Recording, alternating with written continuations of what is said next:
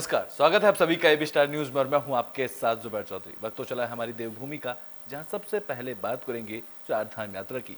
तो चार धाम यात्रा को लेकर परिवहन विभाग की तरफ से जानकारी दी गई है, जहां आरटीओ सुनील शर्मा ने चार धाम यात्रा को सफल बताया है। तो उत्तराखंड चार धाम यात्रा की सफलता को देखते हुए परिवहन विभाग भी काफी उत्साहित नजर आ रहा है। जहां देहरादून के आरटीओ सुनील शर्मा ने बताया है कि इस बार चार धाम यात्रा बेहद सफल साबित हो रही है। उन्होंने बताया कि पिछले साल जहां पूरी यात्रा में 6 महीने के अंदर कमर्शियल वाहनों से 5,50,000 श्रद्धालुओं ने दर्शन किए थे, तो वहीं इस साल मात्र 2 महीने में ही 4,60,000 श्रद्धालुओं ने अब तक कमर्शियल वाहनों से दर्शन किए हैं। जहां आरटीओ सुनील शर्मा ने बताया है कि पिछले साल ग्रीन कार्ड की संख्या 20,303 थी, तो वहीं इस साल 2 महीने में ही ग्रीन कार्ड बनाने वालों की संख्या 21,500 हो चुकी है। उन्होंने आगे बताया कि जहां पिछले साल पूरे यात्रा सीजन में 49,000 ट्रिप कार्ड बने थे, तो वहीं इस साल मात्र 2 महीने में ही 45,000 से ज्यादा ट्रिप कार्ड बनाए जा चुके हैं।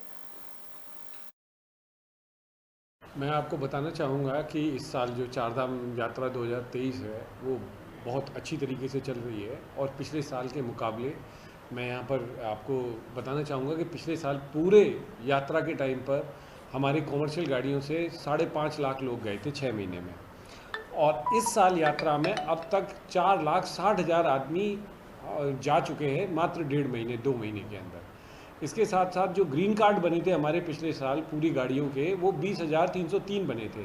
अब तक 21,500 से ज़्यादा ग्रीन कार्ड मात्र 2 महीने में बन गए हैं। ऐसे ही जो ट्रिप कार्ड बने थे, ये ग्रीन कार्ड लेने के बाद गाड़ियाँ चलती हैं, तो पूरे यात्रा सीजन में 6 महीने में 49,000 ट्रिप्स लगी थी हर गाड़ियों की। इस बार हम मात्र 2 महीने के अंदर 45,000 ट्रिप लगा चुके हैं, जो मेरा अनुमान ये है कि आने वाले 10 से 15 दिन में हम पिछली बार का रिकॉर्ड तोड़ देंगे और उसके बाद हम इसका आंकड़ा कहीं ऊपर जाएगा। उत्तराखंड में नाथूराम गोडसे को देशभक्त कहने वाले बयान को लेकर घमासान मचा हुआ है। जहां उत्तराखंड के पूर्व सीएम त्रिवेंद्र सिंह रावत ने नाथूराम गोडसे पर दिए बयान को लेकर राजनीति गर्मा गई है। कांग्रेस ने इस मुद्दे को लेकर बीजेपी पर निशाना साधना शुरू कर दिया है, जहां कांग्रेस ने इस पर कड़ी प्रतिक्रिया जाहिर की है। जहां कांग्रेस प्रदेश अध्यक्ष करण माहरा ने कहा है कि देश के राष्ट्रपिता महात्मा गांधी के हत्यारे के प्रति अपनी भावनाएं व्यक्त कर त्रिवेंद्र सिंह रावत ने अपनी पार्टी की रीति नीति को दर्शाया है। करण मेहरा ने यह भी कहा है कि भारतीय जनता पार्टी ने देश की आजादी के लिए लड़े गए सबसे बड़े आंदोलन भारत छोड़ो आंदोलन के खिलाफ काम किया था। कांग्रेस का कहना है कि इस तरह के बयानों से साफ पता चलता है कि इस वक्त देश गलत हाथों में है और जिस तरह से किसानों के आंदोलन को कुचला गया और पूरे विश्व में देश का नाम रोशन करने वाले खिलाड़ियों का चीरहरण किया गया, लेकिन सरकार ने इस मामले को लेकर कोई कार्रवाई नहीं की है। उन्होंने आगे कहा है कि देश की आजादी के लिए अपना सब कुछ न्यौछावर करने वाले महापुरुषों का अपमान ही बीजेपी का उद्देश्य रह गया है। जिन्होंने आजादी की लड़ाई में अंग्रेजों का साथ दिया, उसका महिमा मंडन बीजेपी पार्टी की तरफ से किया जा रहा है।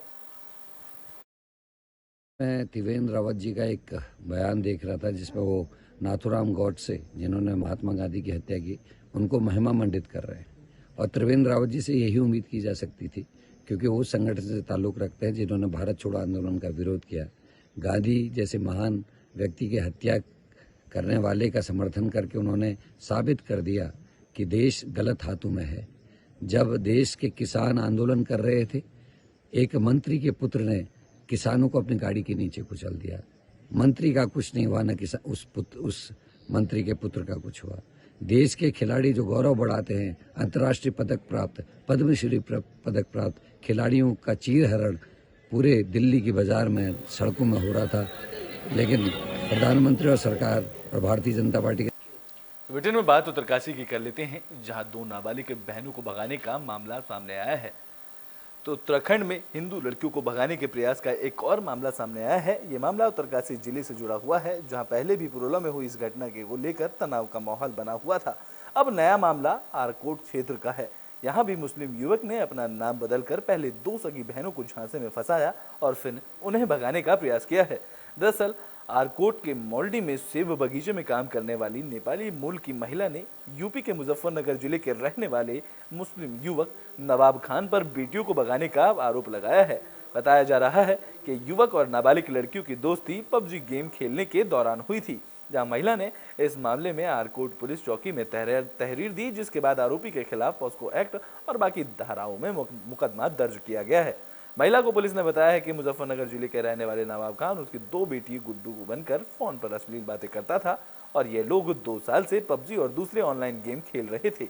इसके जरिए ही उनकी जान पहचान हुई थी। लड़का अपने को हिंदू बताकर लड़कियों से बात करता था। जहां गुरुवार को उन्हें वो लेने आरकोट मॉल्डी आया था, जहां पर स्थानीय लोगों ने उनका पीछा कर तीनों को मौके पर ही पकड़ लिया।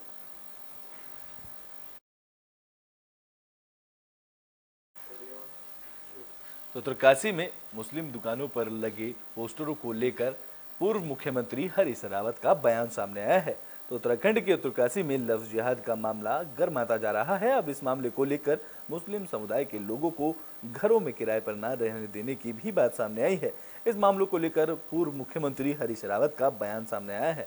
बता दें कि उत्तरकाशी जिले में लफ्ज जिहाद केस को लेकर सांप्रदायिक तनाव की स्थिति बनी हुई है, जहां पुरोला ब्लॉक में हाल ही में हुई लफ्ज जिहाद की घटना के बाद पुरोला में 15 जून को महापंचायत बुलाई गई है और इस पूरे मामले को लेकर पूर्व मुख्यमंत्री हरीश रावत ने कहा है कि इस मामले में सरकार को जगह जगह कमेटी बनानी चाहिए, जहां जन भावनाओं को दलित करने वाला कोई भी काम नहीं होना चाहिए और राज्य के शांति व्यवस्था और मान सम्मान पर कोई उंगली नहीं उठनी चाहिए।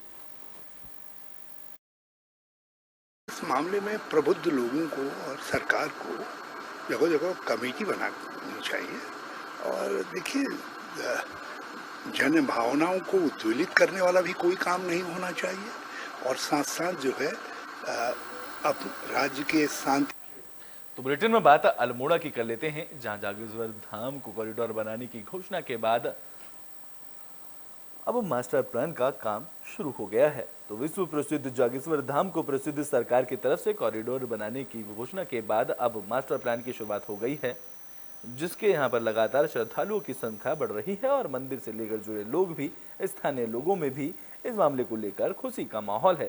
इस दौरान स्थानीय पुजारी और निवासियों का कहना है कि मास्टर प्लान के तहत जो कार्य हो रहे हैं उसमें थोड़ा सा संशोधन की जरूरत है, क्योंकि जब से जोगेश्वर की स्थापना हुई है तब से वो लोग वहां बसे हैं। जहां वर्तमान में उनके घरों को हटाने की जो प्रक्रिया शुरू होने जा रही है उसमें संशोधन करने से यहाँ के सैकड़ों परिवारों को राहत मिलेगी। तो वहीं उन्होंने मंदिर में लगे नदी पर लेंटर डालकर एक बड़ा मैदान बनाने का सुझाव भी प्रशासन को दिया है। लगातार अब सीजन स्टार्ट हो गया है, ग्रीष्म काल से लेकर अभी सावन तक काफ़ी सीजन चलेगा। इस बार ऑफ सीजन में भी काफ़ी श्रद्धालुओं का तांता लगा हुआ था। हजारों की संख्या में श्रद्धालु आ रहे हैं, रोज़ नए नए वीआईपी हम लोग अटेंड कर रहे हैं। और अभी जो मास्टर प्लान का है, मुझे लगता है कि मास्टर प्लान होने से और ज़्यादा पूरे एरिया का विकास होगा, जिससे कि पर्यटन को और ज़्यादा बढ़ावा होगा और यहाँ के लोकल लोगों को भी पलायन करने से बचाव होगा। उनको रोजगार अपने ही देश यहीं पे मिल जाएगा, क्षेत्र पे उनको इधर उधर भागने की ज़रूरत नहीं पड़ेगी। देखिए, जागेश्वर जो धाम है ये एक आध्यात्मिक भूमि रही है और आदिगुरु शंकराचार्य जी ने स्वयं यहाँ पर हम पंडा परिवारों को रखा है पूजा के लिए। तो मैं देखता हूँ कि हमारी कई पीढ़ियाँ यहाँ पर, मतलब 35वीं या 36वीं पीढ़ी यहाँ पर जो पूजा अर्चना कर रही है, तो उसका जो एक तप है वही तब हम लोगों के साथ भी काम करता है। अच्छा, अभी मेरा जो सुझाव है सरकार के साथ, मेरा एक अनुरोध है कि सरकार जागेश्वर। तो ब्रिटेन में बात नरेंद्र नगर की कर लेते हैं, जहां स्वच्छता भारत अभियान को लेकर नरेंद्र नगर के न्यायिक मजिस्ट्रेट शंभुनाथ सिंह सेठवाल ने वकीलों के साथ बैठक ली। तो नरेंद्र नगर के न्यायिक मजिस्ट्रेट शंभुनाथ सिंह सेठवाल की अध्यक्षता में कोर्ट परिसर में बैठक का आयोजन किया गया, जिसमें सभी वकीलों ने शिरकत की। जहां देश के प्रधानमंत्री नरेंद्र मोदी की ड्रीम प्रोजेक्ट योजनाओं में शुमार स्वच्छ भारत अभियान के जुडिशरी में नई रफ्तार देने का माना बना लिया है। इस कड़ी में नैनीताल हाईकोर्ट के दिशा निर्देश पर प्रदेश के जिला और तहसील न्यायालयों की अगुवाई में श्रमदान करते हुए स्वच्छ भारत अभियान चलाया जाएगा। बता दें कि नरेंद्र नगर शहर को आसपास क्षेत्रों में आगामी 18 जून को बड़े पैमाने पर स्वच्छता अभियान चलाया जाएगा, जहां बैठक में साफ सफाई अभियान के लिए तहसीलदार अयोध्या प्रसाद उनियाल को कार्यक्रम का संयोजक भी बनाया गया है। जैसे कि हमारे माननीय प्रधानमंत्री जी नरेंद्र मोदी जी के द्वारा जो स्वच्छता अभियान की जो शुरुआत की गई है, जिसके तहत जो है नगर, ग्रामीण इलाकों और जो है भारतवर्ष के प्रत्येक हिस्से पे नगर पालिका स्तर पर या नगर निगम के स्तर पर जो है स्वच्छता अभियान चलाया जा रहा है, जिसमें जो सारी संस्थाएं जो है बढ़ चढ़ करके हिस्सा ले रही हैं। तो इस संबंध में जो है माननीय उच्च न्यायालय द्वारा भी माननीय उच्च न्यायालय के द्वारा स्वच्छता अभियान कार्यक्रम के लिए लोगों को जन जागरण के लिए जागरूक करने के लिए एक तिथि निर्धारित की गई है। आगामी 18 जून को इसमें स्वच्छता का कार्यक्रम किया जाना है, जिस में माननीय सिविल जज महोदय न्यायिक मजिस्ट्रेट की अध्यक्षता में एक मीटिंग हुई है और 18 तारीख के स्वच्छता अभियान के कार्यक्रम के बारे में एक विचार विमर्श किया गया है। ऑनरेबल हाई कोर्ट ने एक क्लीननेस ड्राइव, जिसे श्रमदान का नाम दिया गया है, इस प्रोग्राम को करने का फैसला लिया गया है। इसमें पूरे हाई कोर्ट स्तर पे डिस्ट्रिक्ट कोर्ट में और तहसील कोर्ट में जितने भी कोर्ट हैं, इन सब जगह के जितने भी कर्मचारी अधिवक्तागण हैं, इनसे यह अपेक्षा की गई है कि आप लोग 18 जून को श्रमदान के माध्यम से स्वच्छता अभियान में भाग लेंगे और अपने आसपास जितने भी जगह हैं उसे साफ करने का। बुलेटिन में बात उत्तरकाशी की कर लेते हैं, जहां गंगा घाट पर गंदगी का अंबार लगा हुआ है, जिसके बाद सामाजिक संगठनों की तरफ से साफ सफाई की अपील की गई है, तो गंगा की आस्था के साथ खिलवाड़ किया जा रहा है। दरअसल गंगोत्री धाम में एक दिन में हजारों श्रद्धालु मां गंगा के घाट पर स्नान करने आते हैं, जहां स्नान के साथ साथ देश विदेश के यात्रियों को भी अपनी श्रद्धा भाव में मां गंगा की नदी साड़ी चूड़ी चुनरी त्रिफल विसर्जित करते हैं, जिस कारण गंगोत्री घाट में भारी तादाद में गंदगी फैली हुई है। इस दौरान गंगा की आस्था में रखने वाले सामाजिक संगठनों ने आह्वान किया है कि गंगा में गंदगी ना की जाए, तो वहीं वहां का यात्रा करने आ रहे यात्रियों को भी गंदगी ना करने का संदेश दिया जा रहा है। बता दें कि सामाजिक संगठनों की तरफ से लगातार साफ सफाई का भी ध्यान रखा जा रहा है।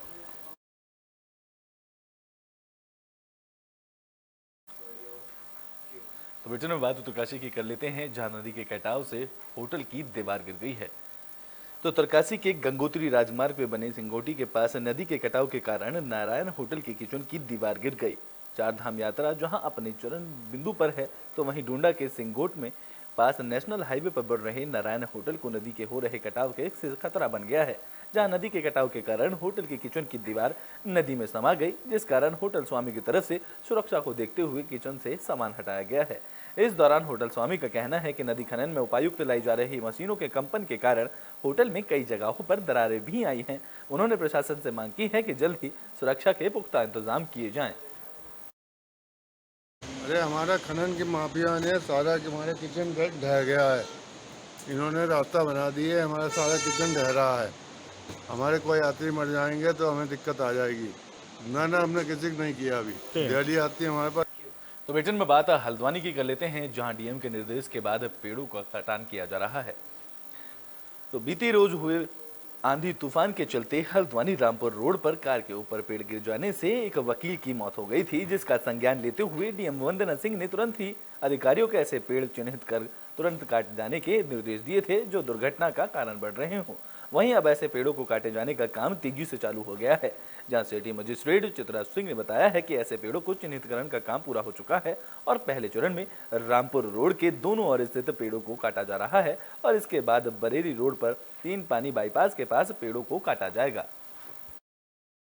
आप भी जानते हैं कि पिछले दिनों जब आंधी आई थी तो एक मृत्यु पेड़ गिरने से कार के ऊपर पेड़ गिर गया था और एक मृत्यु हो गई थी। उसके बाद मैम ने इसमें तत्काल जो भी पेड़ गिरने की स्थिति में है उनका चिन्हित करते हुए कटाने के लिए इसमें आदेशित किया था। तो इसमें जो हमारा रामपुर रोड है उस पर छपान का कार्य पूरा हो गया है। दोनों साइड के पेड़ चिन्हित हो गए हैं कि कौन कौन से खतरनाक पेड़ हैं, इनका काटा जाना आवश्यक है। उनके कटने की प्रक्रिया इसमें वर्तमान में प्रारंभ हो चुकी है। और कौन कौन सी जगह चिन्हित की गई है जहाँ पेड़ प्रारंभ? देखिए, रामपुर रोड और इसके बाद 3 पानी बरेली रोड, इन दोनों जगह पर पेड़ चिन्हित हो चुके हैं जिनकी कटने की प्रक्रिया। तो बुलेटिन के आखिरी में बात कालिंदी में फंसे गाइड की शव की। बता दें कि इस दौरान बद्रीनाथ ट्रैक रूट पर कालिंदी बेस कैंप के पास मृतक गाइड के शव को लाने के लिए सेना के 2 हेलीकॉप्टर में मातली से उड़ान भरी है। दरअसल बीते 2 जून को कालिंदी ट्रैक पर हार्ट अटैक आने से एक गाइड की मौत हुई थी, जिसके साथ ही 14 ट्रैकर वहां फंस गए थे। हालांकि सभी ट्रैकरों को सुकसूल वापस लौटाया गया, लेकिन गाइड का शव को लेकर परिजन शासन प्रशासन से शव लाने की मांग कर रहे थे। अब उत्तराखंड सरकार ने केंद्र से सेना के 2 हेलीकॉप्टर की मांग की और इसको लेकर गाइड के शव को लेने के लिए सेना के 2 हेलीकॉप्टर की तरफ से रेस्क्यू कार्य किया गया है।